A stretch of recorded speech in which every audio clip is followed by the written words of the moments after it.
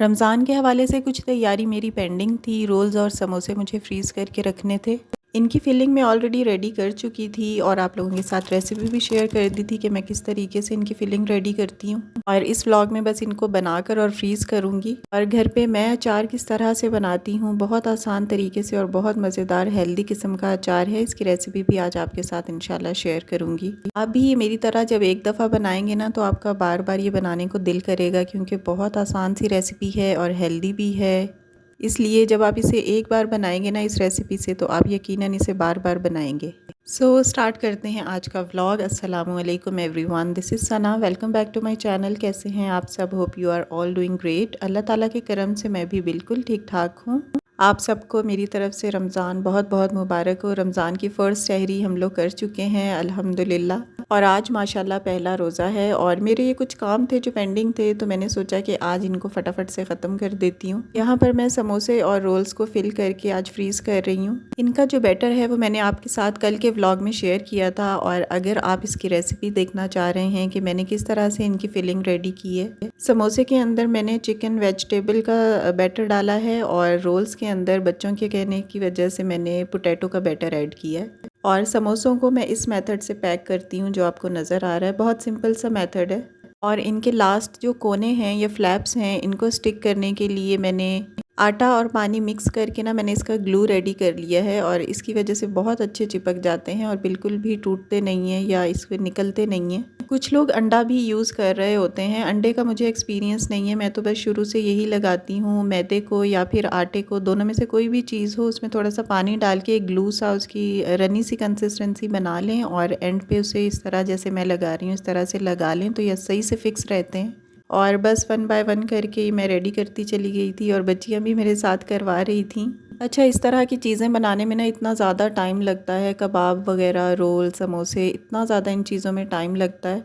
ये तो जिस दिन आपके पास फ्री टाइम हो ना, उस दिन आप लेकर बैठ जाएं और एक ही दफ़ा 10-15 दिन के रोल्स और समोसे फ्रीज़ करके आराम से रख दें, तो रमज़ान में आराम से निकाल निकाल कर जस्ट फ्राई करें। और फिर उस वक्त बहुत इजी लगता है जब हम आराम से फ्रीज़र से निकालते हैं और फ्राई करने होते हैं, लेकिन जब बना रहे होते हैं ना तब बहुत ज़्यादा इसमें टाइम लगता है। पहले इनका बैटर रेडी करना होता है, उसके बाद इनकी फिलिंग करनी होती है। फिलिंग में बहुत ज़्यादा टाइम लगता है क्योंकि साइज़ में बहुत छोटे छोटे ये होते हैं। और फिलिंग करने के बाद फिर इनको फ्रीज़र में पैक करके रखना होता है, उसमें भी टाइम लगता है। खैर, यहाँ पर समोसे और रोल्स मेरे रेडी हो गए थे। और ये चने की दाल के कोफ्ते की रेसिपी मैंने आपके साथ शेयर की थी। इनको भी मैंने फ्रीज़ करके रख दिया था। कुछ तो मैंने उसी दिन बना लिए थे, और बाकी मैंने ये फ्रीज़ करके रख दिए हैं। रमज़ान में किसी दिन मैं बना लूँगी।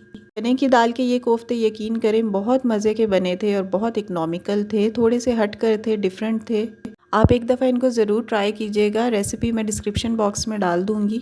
और रोल्स और समोसे का जो बैटर मैंने अपने तरीके से रेडी किया है, इसकी रेसिपी भी मैं डिस्क्रिप्शन बॉक्स में डाल दूँगी, तो आप चाहें तो जाकर देख सकते हैं। यहाँ पर सारे रोल्स और समोसे रेडी हो गए थे, और इनको मैंने जिप लॉक बैग्स में डाल कर रख दिया था। चाहें तो किसी बॉक्स में भी डाल कर रख दें, लेकिन उसमें थोड़ी सी स्पेस ऑक्यूपाई करते हैं। ये बैग्स में ये होता है कि एक दूसरे के ऊपर बैग्स रखे जाते हैं और सॉफ्ट होते हैं, तो इतनी ज़्यादा जगह ऑक्यूपाई नहीं करते। अच्छा, इन समोसे और रोल्स को पहले मैंने फ्रीज़ करने के लिए लेयर्स की फॉर्म में रखा था। जैसे आपने अभी लास्ट क्लिप में देखा, एक ट्रे ली थी और उसके ऊपर पॉलीथीन बैग्स मैंने लेयर्स की सूरत में रख दिए थे, और एक लेयर के ऊपर समोसे रख कर फिर दूसरी पॉलीथीन बैग रखा था। इस तरह ये आपस में चिपकते नहीं हैं और फ्रीज़ हो जाते हैं। और जब फ्रीज़ हो गए थे तब मैंने इनको बाहर निकाला, और पॉलीथीन या फिर पॉलीथीन बैग्स ले लें या फिर जिप लॉक बैग ले लें, या किसी भी और बॉक्स वगैरह में आप इनको डालकर आराम से फ्रीज़ कर सकते हैं। फिर ये आपस में बिल्कुल नहीं चिपकेंगे और आराम से आपके 10 दिन, 12 दिन या 15 दिन निकल जाएंगे। आप चाहें तो इनको ज़्यादा टाइम के लिए भी फ्रीज़ कर सकते हैं, लाइक 1 मंथ के लिए। मैं तो इतने ज़्यादा टाइम के लिए कोई भी चीज़ फ्रीज़ नहीं करती, इसलिए मैंने कम क्वांटिटी में ही बनाए, क्योंकि इतनी ज़्यादा चीज़ों को एक ही दफ़ा स्टॉक करके रखने की कोई ख़ास ज़रूरत नहीं होती। बंदा 10 दिन, 15 दिन, 12 दिन बाद दोबारा बना ले, इसमें कोई हर्ज नहीं है। और इनके तो रेट्स भी ऐसा नहीं है कि हाई हो जाते हैं और हमें अभी से ही इतनी ज़्यादा फ्रीज़र को ऑक्यूपाई करके रखना है। ऑक्यूपाई रखने के अलावा हाइजीनिकली भी अच्छा नहीं होता कि आप फ्रीज़र के खाने एक एक महीना निकाल के यूज़ कर रहे हो, स्पेशली जो पके हुए होते हैं। हेल्थ के पॉइंट ऑफ व्यू से फ्रीज़र के खाने इतने टाइम के लिए खाते रहना बिल्कुल भी अच्छी बात नहीं है। फूड पॉइजनिंग हो सकती है। मैं तो बिल्कुल भी फ्रीज़र में खाने 1 महीना, 1.5 महीना, 2 महीने इस तरह नहीं रखती। बस हफ्ता, 10 दिन, 12 दिन मैक्सिमम इस तरह बनाती हूँ, और चीज़ें ख़त्म हो जाती हैं तो दोबारा बना के रख लेती हूँ। अच्छा, अब आते हैं यहाँ पर होममेड अचार की तरफ। और ये इतनी आसान रेसिपी है और इतनी मज़े की रेसिपी है, मुझे तो बहुत पसंद आती है ये। और आप भी एक दफ़ा इस तरह से ज़रूर ट्राई कीजिएगा और अचार बिल्कुल आपका ख़राब नहीं होगा।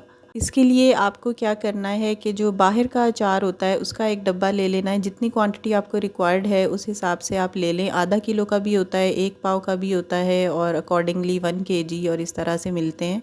तो मैंने बस ये हाफ़ केजी का है मेरे ख्याल से बॉक्स, तो ये लिया था। और ये अचार बनाने के लिए आपको करना क्या है कि आपको बाहर वाले अचार में अपनी थोड़ी सी चीज़ें मिक्स करनी हैं और उसमें थोड़ा सा सरसों का तेल डालना है और 1-2 चीज़ें और ऐड करनी है। मैं आपको बताती रहती हूँ अभी, और इस तरह आपका होममेड अचार रेडी हो जाएगा। जो भी चीज़ें आपको पसंद हैं आप बाज़ार वाले अचार में ऐड करते जाएं। जिस तरह मुझे हरी मिर्चें और प्याज और इसके अलावा लहसुन का अचार बहुत अच्छा लगता है, तो मैंने इन तीनों चीज़ों को वॉश करके ड्राई कर लिया है और इनको कट लगा कर ना इनके अंदर नमक फिल कर लिया है। इतना ज़्यादा नहीं करना, बस 1 चुटकी आप कर लें। इसी तरह मैंने लहसुन को भी धोकर ड्राई करके और कट लगाने के बाद उसमें 1-1 चुटकी के बराबर नमक डाल दिया था। और प्याज को भी मैंने काट के वॉश करने के बाद उसके ऊपर नमक स्प्रिंकल करके उसे मिक्स कर लिया था। और अब इन वॉश की हुई, ड्राई की हुई और नमक लगाई हुई तीनों चीज़ों, प्याज, मिर्चें और लहसुन को जो बाहर वाला अचार है इसके अंदर मिक्स कर दिया है। कोई भी अचार का पैकेट आप ले लें या बॉक्स ले लें, नेशनल का हो या फिर शान का हो, तो उस बाहर वाले अचार को आप एक प्लेट में या किसी बड़ी परात में निकालें और उसके बाद आप इन तीनों चीज़ों को जो भी चीज़ें आपको पसंद हैं नमक लगाकर आप इनको ड्राई करके इसमें डाल दें। और फिर इसमें 2 चम्मच के बराबर सिरका डाल दें और सिरका डालने के बाद इन सब चीज़ों को अच्छे से मिक्स कर लें। यहाँ पर मुझे सिरका थोड़ा सा कम लग रहा था तो मैंने और ऐड कर दिया था। इसके अलावा मैंने इसमें कलौंजी ऐड की थी।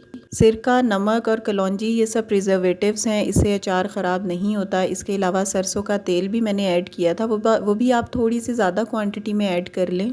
उससे ये होता है कि अचार आपका ज़्यादा टाइम के लिए प्रिजर्व रहेगा और ख़राब बिल्कुल भी नहीं होगा। बाहर का अचार तो मुझे बहुत ज़्यादा खट्टा लगता है और थोड़ी सी क्वांटिटी में खाया जाता है। जब आप इस तरीके से अचार बनाते हैं तो ये इतना ज़्यादा खट्टा नहीं होता और बाहर के अचार के साथ मिक्स्ड होकर इसकी इतनी ज़्यादा खटाई बाकी नहीं रहती। और बाकी जो प्रिजर्वेटिव्स हैं वो हमने ऑलरेडी ऐड कर दिए हैं, लाइक सरसों का तेल है, कलौंजी है, नमक और सिरका है। तो ये सब चीज़ें भी हमने दोबारा इसमें री एडिशन किया है और इन सब चीज़ों को फिर हमने आपस में मिक्स कर देना है। अच्छे तरीके से मिक्स करना है ताकि सारी चीज़ें आपस में सही से मिक्सअप हो जाएं और मसाले भी एक दूसरे में अच्छे से शामिल हो जाएं। इसके बाद देखें ऊपर से मैंने दोबारा ऑलिव ऑयल नहीं, सरसों का तेल, मस्टर्ड ऑयल मैंने इसमें और ऐड कर दिया है।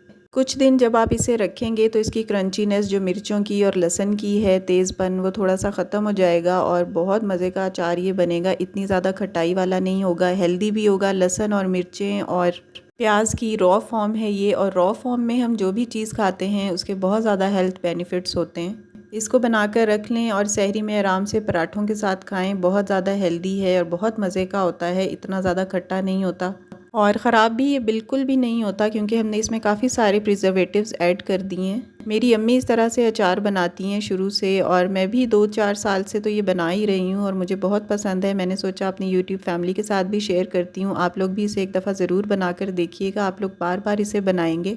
होप आप लोगों को रेसिपी पसंद आई होगी। अच्छी लगी हो तो वीडियो को लाइक कीजिएगा और अपना कमेंट भी कीजिएगा। चैनल पर अगर आप न्यू आई हैं तो चैनल को सब्सक्राइब भी कीजिएगा। नेक्स्ट वीडियो में मिलती हूँ। Till then stay happy, stay fit and take good care of yourself.